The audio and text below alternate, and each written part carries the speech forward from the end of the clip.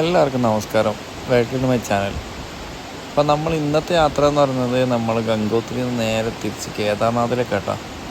അപ്പോൾ ഉത്തരകാശി പോയിട്ട് അവിടെ നിന്ന് ലെഫ്റ്റ് എടുത്തിട്ട് കേദാർനാഥിലേക്ക് പോകണം കേട്ടോ. നമ്മൾ നേരെ തിരിച്ച് ഹർഷിൽ പോയിട്ട് നേരെ വീടുക കേട്ടോ.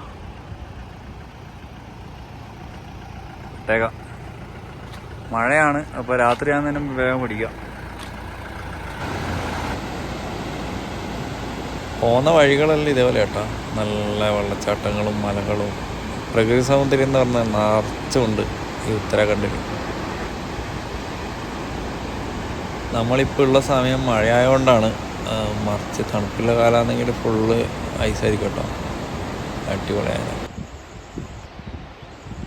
ഇടയ്ക്കിടയ്ക്ക് ഇതേപോലെ ചെറിയ ചെറിയ ഗ്രാമങ്ങളെല്ലാം കാണാം.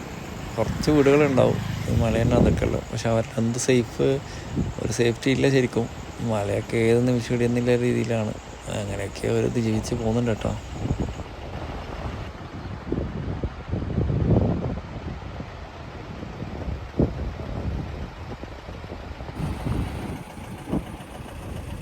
നമുക്ക് ഇറങ്ങി പോകാനുള്ള വഴി കേട്ടോ. അത് ഇങ്ങനെ വളഞ്ഞ് വളഞ്ഞ് വളഞ്ഞ് വളഞ്ഞ് ഇറങ്ങി പോകണം കേട്ടോ. റോഡ് എങ്ങനെയുണ്ട്? അടിപൊളിയല്ല? വഴിയരികിലെല്ലാം ഇതേപോലെ കഞ്ചാവ് ചെടികൾ കാണാം കേട്ടോ. നമ്മളെ നാട് പോലെയല്ല, ഇവിടെ നിറച്ചുണ്ട്. നമ്മൾ തിരിച്ച് ഉത്തരകാശിയിലേക്ക് പോകാട്ടോ. ഗംഗോത്രിയിൽ നിന്ന് ഉത്തരകാശിയിലേക്കുള്ള യാത്ര. ഈ റൂട്ട് ഞാൻ അന്ന് രാത്രിയാണ് വന്നത്. സ്റ്റിയറിങ് കുറച്ച് കംപ്ലൈൻ്റ് കേട്ടോ. നല്ല അടി കിട്ടുന്നുണ്ട്, കട്ട കട്ട കട്ട സൗണ്ട് ഉണ്ട്. കുഴപ്പമില്ല.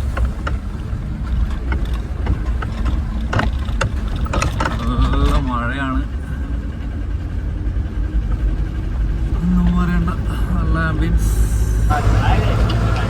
നൈസായിട്ട് ചെറിയൊരു പണി കിട്ടി. എൻ്റെ സ്റ്റിയറിംഗ് ബോക്സിൻ്റെ നെറ്റ് ഫുള്ള് പോയിട്ട് അതായിരുന്നു അടിക്കുന്നുണ്ടായത്. അപ്പോൾ എനിക്കൊരു ബസ്സുകാരൻ ലിഫ്റ്റ് തന്നു മെക്കാനിക്കിനെ കൂട്ടിയിട്ട് വരാൻ വേണ്ടിയിട്ട്. ഞാൻ മെക്കാനിക്കിനെ കൂട്ടാൻ വേണ്ടി പോയിക്കൊണ്ടിരിക്കും കേട്ടോ. അങ്ങനെ മെക്കാനിക്കിനെ കൂട്ടിയിട്ട് വന്ന് ഞാൻ നെട്ടെല്ലിട്ട് ശരിയാക്കി കേട്ടോ. പിന്നെ വണ്ടി എടുത്ത് വന്നു. വേറെ പ്രശ്നങ്ങളൊന്നും ഉണ്ടായില്ല. സ്റ്റിയറിംഗ് ബോക്സ് ലൂസായതായിരുന്നു, അത് റെഡിയാക്കി. അങ്ങനെ നമ്മൾ യാത്ര തുടർന്നു. ഇതാ ഉത്തരകാശി എത്തി. ഉത്തരകാശിൻ്റെ വ്യൂ ആണ് കേട്ടത്. നല്ല ഭംഗിയില്ലേ, മുകളിൽ നിന്നുള്ള കാഴ്ച കേട്ടോ.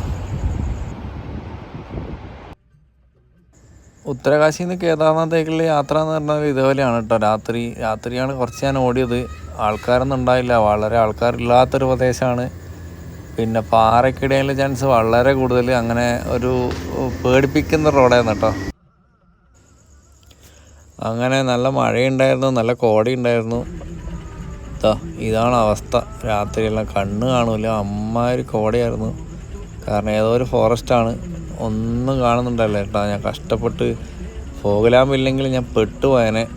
അതുകൊണ്ട് ഇവിടെ പോലീസുകാർക്കൊന്നും ഒരു വിഷയമില്ല ഫോഗ് ലാമ്പൊക്കെ വെച്ചാൽ. നമ്മളെ നാട്ടിലാണ് ഈ ഫോഗ് ലാമ്പെല്ലാം വെച്ച് കഴിഞ്ഞാൽ വലിയ കുറ്റം, കൊലപാതക കുറ്റത്തിനകത്ത് കൊലപാതകം ചെയ്ത പോലെയാണ്. ഇവിടെ അവർക്ക് അറിയാം കേട്ടോ. അങ്ങനെ ഓൺ ദ വേ നമ്മൾ കാണുന്ന കുറേ ഗ്രാമങ്ങളായതെല്ലാം. ഇതെല്ലാം കൃഷിസ്ഥലങ്ങളുണ്ട്, കുറേ തട്ടുകളായിട്ട് ചെറിയ ചെറിയ ചെറിയ പാടങ്ങളായിട്ട് ചെയ്തിട്ട്. ഇവിടെയെല്ലാം അത്യാവശ്യം കൃഷികളെല്ലാം ഉണ്ട് കേട്ടോ. എല്ലാവരും പണിയെടുക്കുന്നുണ്ട്. ഓരോ കൃഷി സ്ഥലത്തേക്ക് ഇറങ്ങാൻ വേണ്ടി കുറേ സ്റ്റെപ്പ് കാര്യങ്ങളൊക്കെ ആക്കിയിട്ട് ഇഷ്ടംപോലെ ആൾക്കാർ പണിയെടുക്കുന്നുണ്ട് കേട്ടോ. ഇവിടെ മെയിനായിട്ട് കണ്ട നെല്ലുണ്ട്, നമ്മുടെ അരിയുണ്ട്, പിന്നെ തക്കാളി ഉണ്ട്. അപ്പം അങ്ങനെയുള്ള കാര്യങ്ങളെല്ലാം കുറേ കൃഷി ചെയ്യുന്നുണ്ട് കേട്ടോ. നമ്മൾ കേദാർനാഥിലേക്ക് യാത്ര കേട്ടോ. ഞാൻ വ്യാഴാഴ്ച രാവിലെയാണ് കേദാർനാഥ് ട്രക്കിങ് സ്റ്റാർട്ട് ചെയ്യുന്നത്. അപ്പോൾ ഓൾറെഡി രജിസ്ട്രേഷന് കാര്യങ്ങളൊക്കെ ഓൾറെഡി കംപ്ലീറ്റ് ആയിട്ടോ. ഞാൻ അങ്ങോട്ടുള്ള യാത്രയിൽ നമുക്കൊരു 120 കിലോമീറ്ററാണ് പോകാനുള്ളത്. ഞാൻ വളരെ പതുക്കെയാണ് പോകുന്നത്, കാരണം എനിക്ക് 3 ദിവസം വർക്ക് ചെയ്യാനുണ്ട്. അതൊക്കെ തീർത്തിട്ട് പയ്യൊരു തേഴ്സ്ഡേ ആകുമ്പോഴത്തേനും അങ്ങ് എത്താനുള്ള പരിപാടിയാണ്. പോകുന്ന വഴികളെല്ലാം അടിപൊളിയാണ്, ഒന്നും പറയാനില്ല. ഓരോ ഗ്രാമങ്ങൾ കാര്യങ്ങളൊക്കെ ആയിട്ട് ഇങ്ങനെ പോകുന്നു.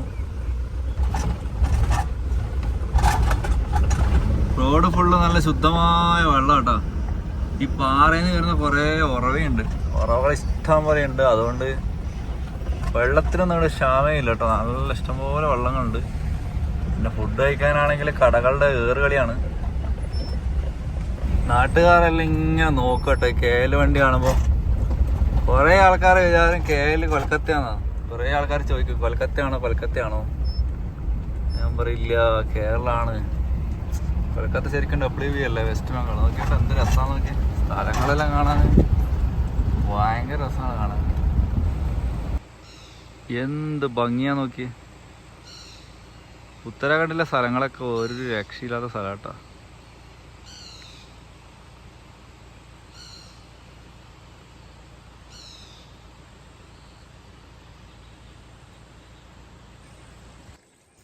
എവിടെ നോക്കിയാലും പച്ചപ്പാട്ടാ. പ്രകൃതി ഭംഗി വാരി വെതറിയിട്ടുള്ളത്. നല്ല രസമാണ് കണ്ടിരിക്കാൻ. ആകാശമായാലും കൃഷി സ്ഥലങ്ങളായാലും എല്ലാം കാണാൻ നല്ല രസമുണ്ട്.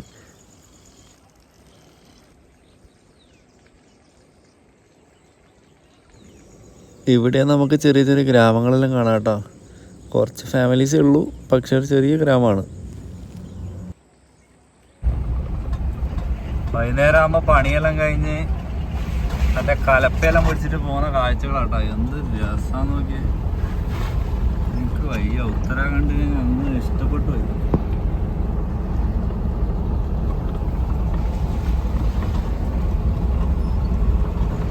മുന്നോട്ടുള്ള എല്ലാ കാഴ്ചകളും അടിപൊളി കേട്ടോ. ഓരോ വളവ് വളക്കുമ്പോൾ നല്ല നല്ല പുതിയ മലകളും റോഡുകളെല്ലാം കാണാൻ നല്ല രസമുണ്ട്. കുറച്ച് വീതി കുറവാണ്, എന്നാലും താഴേക്കുള്ള കാഴ്ചകളെല്ലാം ഒരു രക്ഷയില്ല കേട്ടോ. അങ്ങനെ വൈകുന്നേരമായി. നമുക്കിനി കിടന്നുറങ്ങാനുള്ള സ്ഥലം കണ്ടിരിക്കാം കേട്ടോ. എന്നിട്ട് ഇന്നലെ ഹാൾട്ട് ചെയ്യാം. എന്തായാലും തിരക്കൊന്നുമില്ല. കുറച്ച് വർക്കൊക്കെ ഉണ്ടായിരുന്നു, തീർത്തിട്ട് നാളെ രാവിലെ പുറപ്പെടാം. ഇവിടെയാണ് ഇന്നലെ ടെൻ്റ് അടിച്ചത്. രാവിലെ ഒരു കട്ടൻ ചായയെല്ലാം വെക്കാണ്. ഇൻ്റർലോക്ക് ഇട്ടൊരു സ്ഥലം കണ്ടപ്പോൾ അവിടെ തന്നെ ടെൻ്റ് അടിച്ച്. ഇവിടെ പിന്നെ ഇടിഞ്ഞു പോകാൻ വലിയ മലയൊന്നും കണ്ടില്ല, ചെറിയൊരു പോർഷനേ ഉള്ളൂ. അത് ഓൾറെഡി ഇടിഞ്ഞിട്ടാണ് ഉള്ളത്. ഇതാ അപ്പോൾ പിന്നെ ഇടിഞ്ഞു പോകാൻ വലിയ കുഴപ്പമൊന്നും ഇല്ലാന്ന് തോന്നി. അതുകൊണ്ട് തന്നെ ഇവിടെ തന്നെ വണ്ടി വെച്ച് ഞാൻ ഇപ്പുറത്തെ ടെൻ്റ് അടിച്ചു. രാവിലെ എണീറ്റ് ഇവിടുന്ന് നമുക്ക് ഏകദേശം ഒരു 90 കിലോമീറ്ററും കൂടെ പോകാനുണ്ട്. പിന്നെ കേദാർനാഥിലേക്ക് കേട്ടോ. കേദാർനാഥല്ല, സോൻപ്രയാഗിൽ വണ്ടി വെച്ചിട്ട് അവിടുന്ന് ബാക്കി നമുക്ക് ട്രെക്ക് ചെയ്യാനുണ്ട്. പിന്നെ അവിടുന്ന് കേദാർനാഥിൽ നിന്ന് ബദ്രിനാഥ്, അവിടുന്ന് റിട്ടേൺ വരണം കേട്ടോ. അങ്ങനെയാണ് പ്ലാന്. അപ്പോൾ ട്രെക്കിങ്ങിൻ്റെ വീഡിയോ എത്രത്തോളം എടുക്കാൻ പറ്റുമെന്ന് എനിക്കറിയില്ല. കാരണം ചാർജ് ചെയ്യുന്ന കാര്യങ്ങളൊക്കെ ഫെസിലിറ്റീസ് ഉണ്ടോ ഒന്നും അറിയില്ല. പോയി നോക്കിയാൽ അറിയാം. എന്തായാലും പോയി നോക്കാം. പോകുന്ന വഴികളിലെല്ലാം നമുക്ക് ഇതേപോലെ ചെറിയ ചെറിയ അമ്പലങ്ങൾ കാണാൻ പറ്റും കേട്ടോ. ഈ ഭാഗത്ത് കുറച്ച് ഭക്തി കൂടുതലാണെന്ന് എനിക്ക് തോന്നിയിട്ടുണ്ട്. അമ്പലങ്ങളെ കൊണ്ട് ഏറുകളിയാണ്. Road side നിറച്ചുണ്ടാവും. പിന്നെ മരങ്ങളൊന്നും രക്ഷയില്ല, കാണാൻ ഭയങ്കര ഭംഗിയാണ്.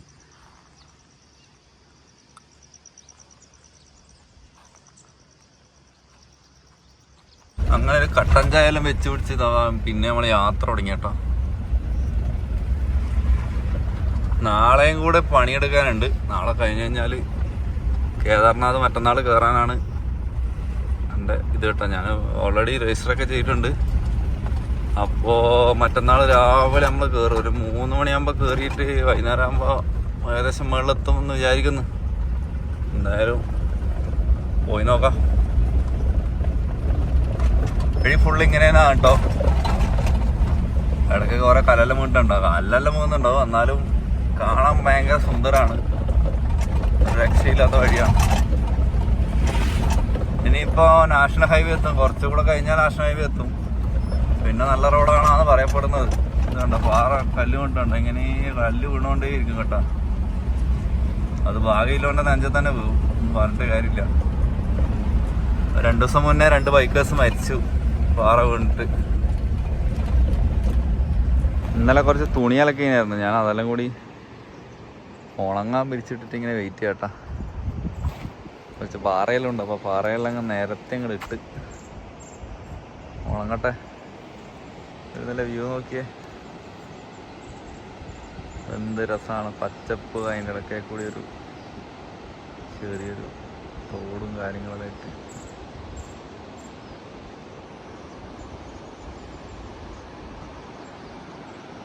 അങ്ങനെ പോക്കറ്റ് റോഡെല്ലാം കഴിഞ്ഞതിന് ശേഷം നമുക്ക് ഇവിടുന്ന് പിന്നെ മെയിൻ റോഡ് ഇട്ടിട്ടോ. ഇനി NH ആണ് അങ്ങോട്ട്. എന്തായാലും കൊള്ളാം. തിരുവാരമല അങ്ങോട്ട് NH ആണ്. നല്ല റോഡ് കിട്ടി. സമാധാനത്തിൽ കുറച്ച് വീതിയുള്ള റോഡ് കിട്ടിയോണ്ട് സമാധാനത്തിലൊന്ന് ഓടിക്കാണ്. ഇവിടുന്ന് ഇനി ഒരു 2-2.5 മണിക്കൂർ കൂടെ ഉള്ളൂ. അപ്പോൾ അവിടെ എത്തിക്കഴിഞ്ഞാൽ ഞാൻ നാളെ കൂടെ വർക്കുണ്ട്. അപ്പോൾ നാളെ കൊണ്ട് പിന്നെ അവിടെ എത്തിയിട്ട് മറ്റന്നാൾ രാവിലെ ട്രക്കിങ് സ്റ്റാർട്ട് ചെയ്യാനാണ് കേട്ടോ പ്ലാന്. അതുകൊണ്ട് ഞാൻ വളരെ മെല്ലെയാണ് പോകുന്നത്. ഇപ്പോൾ ഒരു മണിക്കൂർ പോകും. അത് കഴിഞ്ഞ് എവിടെയെങ്കിലും ഹാൾട്ട് ആക്കണം. ഓൾമോസ്റ്റ് 1 മണിക്കൂറും കൂടെ ഇല്ല കേട്ടോ നമുക്ക് കേദാർനാഥ് എത്താൻ വേണ്ടിയിട്ട്. കേദാർനാഥ് അല്ല, സോൻപ്രയാഗ് വണ്ടി വെച്ചിട്ട് വേണം പോകാൻ കേട്ടോ. അവിടെ പാർക്കിങ്ങിന് വെച്ചിട്ട് വേണം പോകാൻ വേണ്ടിയിട്ട്. നാളെ രാവിലെ കയറാൻ വേണ്ടിയിട്ട് ഞാൻ ഓൾറെഡി ബുക്ക് ചെയ്തിട്ടുണ്ട്. രജിസ്ട്രേഷന് പിന്നെ പൈസ ഒന്നുമില്ല. രജിസ്റ്റർ ജസ്റ്റ് നമ്മളെ ID കാർഡ് ഡീറ്റെയിൽസ് കാര്യങ്ങൾ ഫില്ല് ചെയ്യുക, ഫോട്ടോ അപ്ലോഡ് ചെയ്യുക, എന്നിട്ട് രജിസ്റ്റർ ചെയ്യുക. അത്രയേ ഉള്ളൂ കേട്ടോ. എന്തായാലും രാവിലെ കയറാൻ പറ്റുമെന്ന് വിചാരിക്കുന്നത്. പറ്റിയാൽ രാത്രി തന്നെ കയറാം, നോക്കട്ടെ. ഫുള്ള് ഇടിഞ്ഞു പോയതാ കേട്ടോ. താഴോട്ട് ഫുള്ള് ഇടിഞ്ഞിട്ട് റോഡ് റെഡി ആയിക്കൊണ്ടിരിക്കുകയാണ്. അത് കെട്ടുന്നുണ്ട് കേട്ടോ. കെട്ട് റെഡിയാക്കണം. ഇതാണ് ഇവിടുത്തെ മെയിൻ പ്രശ്നം. സൈഡിലേക്കൊക്കെ കാണാം ഫുള്ള് ഇടിഞ്ഞിട്ടുണ്ട്. ആ മല അങ്ങനെ തന്നെ ഇടിഞ്ഞിട്ടേ ഉള്ളത്. സൂം ചെയ്ത് കാണിക്കണ്ട. എപ്പം എങ്ങനെ ഇടിയെന്നൊന്നും പറയാൻ കഴിയില്ല. അതാണ് ഇവിടുത്തെ റോഡിൻ്റെ പ്രശ്നം. അതൊരു വണ്ടിയും വരുന്നുണ്ട്. ഫുള്ള് വലിയ പാറ മുകളിൽ അങ്ങനെ അങ്ങ് പോവുക ചെയ്യുക. ഇപ്പോഴാണെങ്കിൽ ഓക്കെ, ഒന്നും ചെയ്യാനില്ല.